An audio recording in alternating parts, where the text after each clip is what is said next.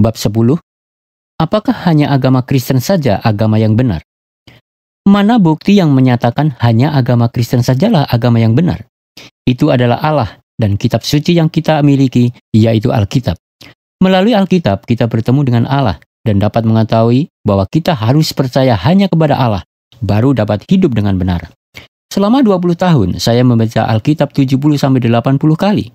Dengan itu, saya jelas-jelas dapat mengetahui bahwa kebenaran yang sejati yang difirmankan kepada Allah diwahyukan hanya melalui agama Kristen, hanya melalui Alkitab yang kita percaya. Saya ingin menceritakan tentang siapakah Allah yang saya temukan melalui Alkitab. Pertama, Allah adalah Esa. Tidak ada Allah bagi orang Jepang atau Allah bagi orang Korea, melainkan hanya ada satu Allah di langit dan di bumi. Orang Timur maupun orang Barat, semuanya diciptakan oleh Allah yang Esa. Semua orang di dunia patut menyembah hanya satu Allah. Yang kedua, Allah adalah pencipta. Allah menciptakan seluruh dunia dan segala makhluk, semua malaikat dan manusia. Dunia yang kelihatan maupun dunia yang tidak kelihatan. Hal itu dikatakan dalam Alkitab. Mungkin lebih penting dunia yang tidak kelihatan daripada dunia yang kelihatan. Manusia terdiri dari roh dan tubuh. Tubuh kelihatan dan roh tidak kelihatan. Jikalau roh meninggalkan tubuh, tubuh seindah apapun akan menjadi mayat. Hal yang lebih penting adalah dunia batiniah yang tidak kelihatan. Agama menangani sampai dunia yang tidak kelihatan ini. Hal inilah perbedaan dari ilmu pengetahuan. Ketiga, Allah pencipta itu Allah yang maha kuasa. Bukan hanya mengetahui segala sesuatu, melainkan dapat melakukan segala sesuatu. Kita tidak akan mau percaya seseorang yang tidak mengetahui apa-apa dan tidak mampu melakukan apa-apa. Alkitab mengajarkan kita bahwa Allah Maha Kuasa dan Maha Tahu dalam hikmat dan pengetahuan. Keempat, Allah adalah roh. Kata roh, ini sulit dijelaskan. Agama sejati harus memberi informasi yang jelas tentang dunia rohani. Buku apapun, agama apapun, tidak ada yang dapat menerangkan rahasia tentang dunia rohani selain Alkitab. Roh juga bagian yang tidak kelihatan. Roh dan jiwa tidak kelihatan. Khususnya tentang dunia rohani, Alkitab memberi informasi yang paling sempurna kepada kita. Kita dapat mengatakan bahwa agama Kristen saja agama yang benar. Agama yang dapat menyaksikan kebenaran yang sejati secara sempurna. Seperti roh, manusia tidak kelihatan. Roh Allah juga tidak kelihatan. Karena Allah adalah roh, tidak kelihatan oleh mata manusia. Namun, seseorang meminta bukti, jikalau Allah menampakkan diri kepadaku, aku akan percaya kepadanya. Apabila Allah kelihatan di mata kita, itu bukan Allah. Hal yang kelihatan adalah tubuh atau materi, tetapi roh tidak kelihatan. Dengan mata jasmani tidak dapat melihat roh. Dialah yang menciptakan alam semesta dan menulis Alkitab dan terus-menerus berfirman di dalamnya terhadap kita. Kelima, Allah adalah Maha Suci. Allah sangat suci, berbeda dengan Allah-Allah lain, malaikat-malaikat dan roh-roh lain di dunia rohani. Maka kita tidak boleh membandingkan dengan Allah-Allah lain dan tidak boleh bingung. Allah adalah Maha Suci. Keenam, Allah adalah Maha Kasih. Allah ditakuti oleh orang-orang yang berdosa dan mereka segan datang kepada Allah. Namun, jikalau kita bergaul dengan Allah, kita akan mengetahui Allah adalah penuh kasih dan rahmat. Allah mengasihi kita. Dia memberikan segala sesuatu kepada kita supaya kita menikmatinya. Ketujuh, Allah berada di mana-mana. Tidak ada tempat yang tidak ada Allah. Jika kita mendaki ke langit, Allah di sana. Jika kita pergi ke dasar laut, Allah juga di sana. Jika kita pergi ke dunia orang mati, di situ pun Allah ada. Karena Allah tidak kelihatan di mata jasmani kita, manusia berani melakukan dosa.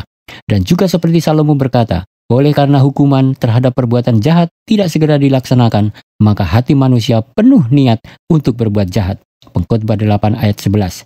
Jikalau kita mengetahui bahwa Allah sedang melihat segala sesuatu yang kita lakukan, kita akan takut melakukan dosa. Kedelapan, Allah tidak berubah. Padanya tidak ada perubahan atau bayangan karena pertukaran. Yakobus 1 ayat 17b. Tidak ada penyesalan juga, karena Allah adalah sempurna, tidak perlu berubah dan tidak akan berubah. Yesus Kristus juga tetap sama, baik kemarin maupun hari ini dan sampai selama-lamanya. Ibrani 13 ayat 8, dan Allah tidak berubah. Maleakhi 3 ayat 6. Kesembilan, Allah memiliki kepribadian dan perasaan. Dengan demikian, Allah bersuka cita, marah, sedih, gelisah, dan pedih hati. Allah bukan hanya Allah yang menakutkan, tetapi memiliki air mata juga. Dalam Alkitab ada beberapa kali catatan di mana Allah mencucurkan air mata. Kadang-kadang manusia tidak mengetahui Allah yang berperasaan. Jikalau kita membaca Perjanjian Lama, sering kita dapat menemukan Allah yang penuh perasaan. Dalam Kejadian, Allah berkata, semuanya itu baik setelah Dia menciptakannya. Kesepuluh, Allah adalah Maha Baik. Allah yang Maha Baik menanamkan hati nurani dalam hati manusia sebagai cabang kerajaan Allah supaya berkomunikasi dengan kerajaan Allah dan juga kehendak Allah berada dalam hati kita sebagai kemauan kita. Immanuel kan tidak sembarang percaya, tetapi sangat lamban percaya Allah. Baginya ada satu fakta yang tidak dapat disangkal. Itu adalah hukum moral yang cemerlang dalam hati nuraninya. Ia sangat mengagumi hal itu dan berpikir bahwa hal itu bukan ia yang belajar setelah dilahirkan. Tetapi ada orang yang menanamkan hukum batinnya ini yang disebut hati nurani sejak lahir. Dengan itu ia berusaha untuk mencari eksistensinya Allah. Kesebelas, Allah tidak terbatas dan melampaui segala sesuatu. Allah melampaui waktu, ruang, hukum alam, nasib, zat, jumlah, dan kematian. Dan barang siapa datang kepada Allah dengan mengandalkannya dan dikuatkan olehnya, ia dapat mengubahkan nasib yang dibawa lahir. Seperti Tuhan Yesus menyembuhkan orang buta. Allah adalah Allah yang transenden. Ke-12, arti nama Yahweh adalah Aku adalah Aku.